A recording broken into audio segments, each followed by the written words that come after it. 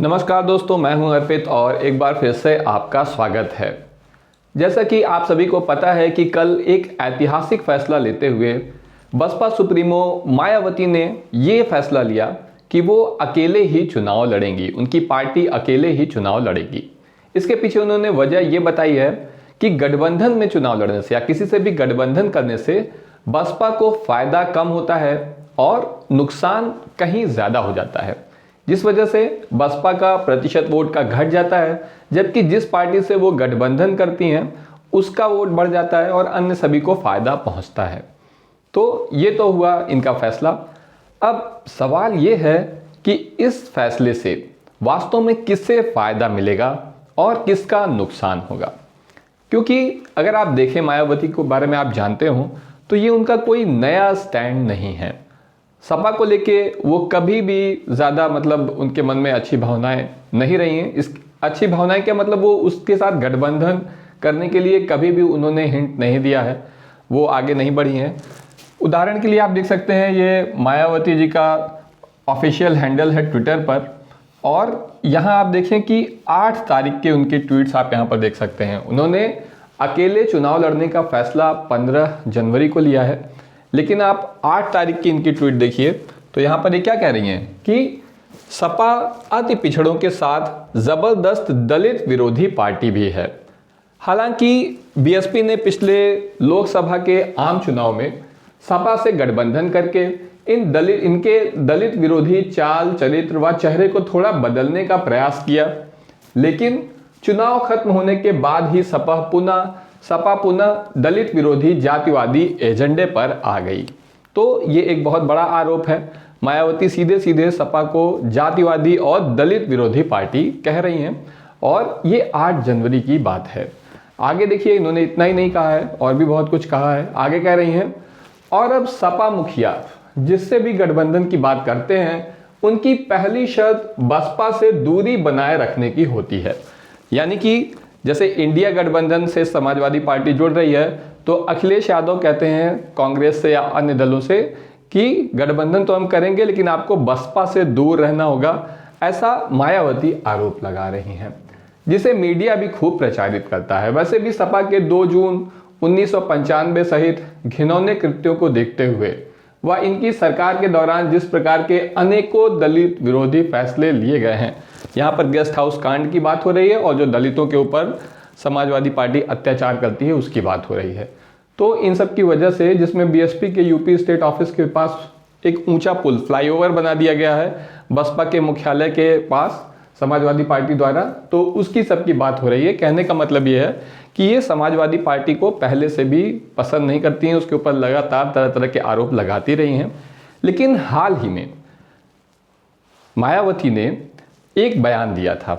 बयान ये था कि अखिलेश जो है सोच समझकर बोले उन पार्टियों के बारे में जो इंडिया गठबंधन के साथ नहीं है या इंडिया गठबंधन में शामिल नहीं है। इसका ये अनुमान लगाया जा रहा था, क्योंकि उन्होंने आगे ये भी कहा था कि क्या पता कब किसे किसकी ज़रूरत पड़ जाए, इसलिए अखिलेश यादव को सोच समझकर बयान देना चाहिए। तो इससे ये कयास लगाए जाने लगे कि मायावती अकेले चुनाव लड़ने के या सपा के साथ शामिल न होने के अपने फैसले पर पुनर्विचार कर रही हैं, लेकिन ऐसा हुआ नहीं और आखिरकार मायावती ने ऐलान कर दिया कि वो अकेले ही चुनाव लड़ेंगी। तो अब ये स्थिति है आपके सामने, लेकिन अब सवाल यही है कि इसका किसे फ़ायदा होगा और किसे इसका नुकसान होने जा रहा है। देखिए, कागज़ पर तो अब बात ऐसी है कि त्रिपक्षीय संघर्ष होगा उत्तर प्रदेश में, जिसमें एक तरफ बसपा है, दूसरी तरफ भारतीय जनता पार्टी और उसके अलायंस दल हैं यानी एनडीए, और तीसरी तरफ समाजवादी पार्टी है और उसके साथ उसके अलायंस दल हैं जैसे कि कांग्रेस और राष्ट्रीय लोकदल। लेकिन ये बात सिर्फ कागज़ में है। सच्चाई ये है कि अब ये मुकाबला सीधे सीधे 2 पक्षों के बीच में हो गया है, जिसमें एक तरफ है इंडिया गठबंधन जिसकी अगुवाई अखिलेश यादव कर रहे हैं, और दूसरी तरफ है एनडीए जिसका नेतृत्व भारतीय जनता पार्टी के हाथों में है। इससे नुकसान ये होगा कि मायावती की प्रासंगिकता समाप्त हो जाएगी। जिसकी वजह से जाहिर सी बात है कि बसपा के वोट प्रतिशत में भी कमी आएगी, क्योंकि ज़्यादातर जो भी वोटर होंगे वो किसे वोट देंगे, या तो वो भारतीय जनता पार्टी के समर्थक होंगे या फिर उसके विरोधी होंगे। तो इसमें से मायावती को कौन वोट देगा? वैसे भी बहुत से लोग ऐसा भी कह रहे हैं कि मायावती कभी भी पलट सकती हैं, उनके इस फैसले को आखिरी फैसला ना माना जाए। लेकिन देखो, अब बात भरोसे की भी है। जैसे अखिलेश यादव ने ये बयान दिया है कि मायावती की गारंटी वो नहीं ले सकते हैं, क्योंकि जब भी मायावती चुनाव लड़ती हैं, चाहे वो साथ मिलकर लड़ें या वो अकेले लड़ें, तब उनका हमेशा ज़्यादा जोर भाजपा को हराने के बजाय समाजवादी पार्टी को हराने पर होता है। इसलिए यहाँ पर भरोसे वाली बात भी है कि अगर आगे चल के जो लोग कह रहे हैं कि मायावती शामिल हो सकती हैं, फिर भी मुझे लगता नहीं है कि अखिलेश उन पर भरोसा कर पाएंगे। वैसे मायावती जी ने जो कहा है, कारण बताया है वो कि उनका वोट प्रतिशत घट जाता है, उनके वोट जो है विपक्षियों को फ़ायदा हो जाता है गठबंधन करने से, उनके साथियों जो साथी दल है उसको फ़ायदा होता है जबकि उन्हें नुकसान होता है। ये सही नहीं है, क्योंकि 2019 के लोकसभा चुनाव में सपा और बसपा मिलकर चुनाव लड़ी थी। ऐसे में समाजवादी पार्टी का जो मेन वोट बैंक है वो यादव वोट बैंक है, जबकि बहुजन समाजवादी पार्टी का जो मेन वोट बैंक है वो जाटव वोट बैंक माना जाता है। लेकिन उस चुनाव में सपा का जो यादव वोट बैंक है उसने तो बसपा के समर्थन में वोट दिया था, लेकिन बसपा का यादव वोट, बसपा का जाटव वोट सपा की तरफ ट्रांसफ़र नहीं हुआ, जिसकी वजह से अखिलेश को नुकसान हुआ, समाजवादी पार्टी का नुकसान हुआ, जबकि बहुजन समाजवादी पार्टी ने ज़्यादा बेहतर प्रदर्शन कर दिया। तो ये बात सच नहीं है कि गठबंधन करने से बसपा को नुकसान होता है। अब सवाल ये है कि इससे नुकसान किसे होगा, उनके इस फैसले से किसको नुकसान होगा? तो मेरा ऐसा मानना है कि इससे नुकसान होगा बसपा की राजनीति को, और दलित आंदोलन को भी नुकसान होगा, जो कि पूरे देश में चल रहा है, और उसका नेतृत्व निश्चित रूप से उत्तर प्रदेश और मायावती कर रही थी।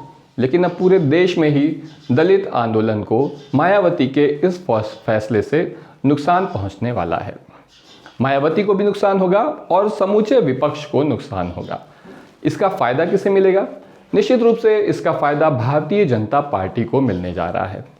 अभी कुछ समय पहले सी वोटर का एक सर्वे हुआ था। सी वोटर एक संस्था है जिसने सर्वे किया था, और उन्होंने अपने सर्वे से ये रिज़ल्ट दिया था कि अगर बसपा अकेले चुनाव लड़ती है तो उसे लगभग 5% वोट मिलेंगे। हालांकि मैं इस किस्म के सर्वे पर विश्वास नहीं करता हूँ, क्योंकि इन सर्वेज़ की अपनी सीमाएं होती हैं। लेकिन अगर आप पिछला चुनाव देखें तो बसपा को 12.8% वोट मिला था, और इस बार उसके बढ़ने नहीं घटने के चांसेस हैं। तो मेरा मानना है कि बसपा को 5 से 10% तक, सर्वे कह रहा है 5%, मैं कह रहा हूँ 10%, तो 5 से 10% के बीच में कहीं बसपा को वोट मिलेगा। और अगर प्रदेश में 5 से 10% वोट मिलता है तो कितनी सीटें मिल पाएंगी? मुझे नहीं लगता है कि अगर कहीं 1-2 सीटें मिल जाएं तो अलग बात है, नहीं तो हालांकि ये 5-10% से कोई सीट जीतना संभव नहीं है। बसपा का बहुत सारा वोट भाजपा की ओर ट्रांसफ़र होता है और कुछ सपा की ओर जाएगा, जो कि सरकार से नाराज़ है। उदाहरण के लिए, जैसे पिछले चुनाव में भारतीय जनता पार्टी से जाट लोग काफ़ी नाराज़ थे। पश्चिमी उत्तर प्रदेश में इसलिए उम्मीद की जा रही थी कि भाजपा का प्रदर्शन अच्छा नहीं होगा।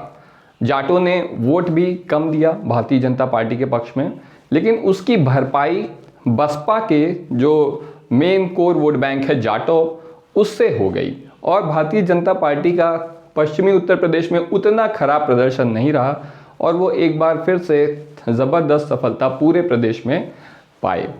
ठीक है, तो निश्चित रूप से इसमें भाजपा का लाभ है, समाजवादी पार्टी का नुकसान है, मायावती का नुकसान है, दलित राजनीति का नुकसान है, बसपा का नुकसान है, सभी का नुकसान है, बल्कि पूरे इंडिया गठबंधन का भी नुकसान है। अब सवाल आता है कि अब क्या होगा? आगे क्या होना है। आगे देखिए, इंडिया गठबंधन के लिए तो मामला स्पष्ट हो गया। अगर मायावती नहीं है तो सीटों के गठबंधन में या सीटों के बंटवारे में कोई समस्या नहीं आनी चाहिए। उत्तर प्रदेश में 80 सीटें हैं, जिसमें से मेरे हिसाब से ऐसा मेरा मानना है कि अखिलेश यादव को कम से कम 60 सीटों पर जरूर लड़ना चाहिए, क्योंकि अगर वो बहुत कम सीटें पर लड़ेंगे और दूसरों को बहुत ज़्यादा सीटें दे देंगे तो संभावना है कि कांग्रेस, जिसको हम लोगों ने पिछले कई सर्वे में देखा है, बहुत सारे हम लोगों ने वीडियो बनाए हैं, तो देखा है कि कांग्रेस को 1% से ज़्यादा वोट मिलता नहीं है। दूसरी तरफ राष्ट्रीय लोकदल एक सीमित क्षेत्र में है, पश्चिमी उत्तर प्रदेश में, पूर्व में कोई उसको जानता भी नहीं है, वोट देना दूर की बात है। ठीक है, तो केवल 20 सीट कांग्रेस और राष्ट्रीय लोकदल या और भी जो छोटे मोटे दल साथ आते हैं तो उन्हें देनी चाहिए, और सपा को 60 सीटों पर लड़ना चाहिए, ऐसा मेरा मानना है। आपकी क्या राय है, मुझे कमेंट सेक्शन में ज़रूर बताएं। एक दूसरी समस्या है कांग्रेस के साथ। कांग्रेस भाई कहाँ बिजी है, उनका क्या कार्यक्रम है, ये मुझे तो समझ आता नहीं है, अखिलेश यादव भी नहीं समझ पा रहे हैं। उसकी वजह यह है कि अखिलेश यादव ने खुद एक इंटरव्यू में कहा है कि कांग्रेस देर कर रही है, क्योंकि अभी तक कांग्रेस की तरफ से कुछ स्पष्ट ही नहीं है, उन्होंने कुछ बताया ही नहीं है समाजवादी पार्टी को भी। उदाहरण के लिए, अगर सोनिया गांधी क्या अगला लोकसभा चुनाव लड़ेंगी भी या नहीं लड़ेंगी, या फिर राहुल गांधी क्या वो अमेठी से लड़ेंगे, या फिर केरल की वायनाड से लड़ते हैं वहाँ से जाकर लड़ेंगे, या दोनों जगह से लड़ेंगे, अभी तक कुछ पता नहीं है। अगर सोनिया गांधी नहीं लड़ेंगी तो उनकी जगह क्या प्रियंका गांधी लड़ेंगी। तो इस तरीके की, देखो, भारतीय जनता पार्टी 24 घंटे चुनाव मोड पे रहती है, वहाँ सारे फैसले लिए जा चुके हैं, उस पर काम करना शुरू हो चुका है, जबकि इंडिया गठबंधन में अभी कुछ भी फाइनल नहीं है। कांग्रेस इतना देर क्यों कर रही है, ये समझ के बाहर है। वो एक न्याय यात्रा पर निकले हुए हैं और उसी में पूरी तरह से बिजी हैं। उन्हें इस मामले में भी थोड़ा ज़्यादा ध्यान देना चाहिए। कुल मिलाकर अगर कहा जाए तो इंडिया गठबंधन की मुश्किलें मेरे हिसाब से उत्तर प्रदेश में बढ़ गई हैं। आपका इस मामले में क्या विचार है, मुझे जल्दी से जल्दी कमेंट सेक्शन में बताएं। और आपको क्या लगता है कि बसपा को कितनी सीट मिलेगी इस चुनाव में, ये भी ज़रूर कमेंट सेक्शन में बताएं। आज के लिए बस इतना ही। जय हिंद, जय भारत।